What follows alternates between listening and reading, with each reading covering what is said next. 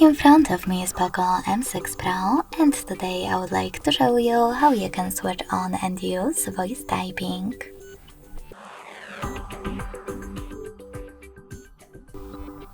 Begin by opening your keyboard and clicking on microphone icon at the top right corner. If you can't see it, tap on this gear instead. Now select voice typing and click on gray switcher next to it to activate it.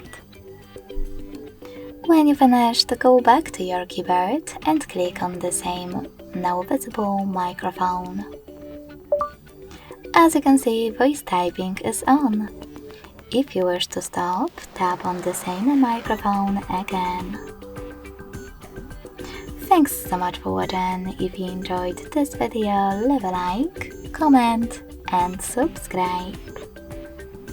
Bye!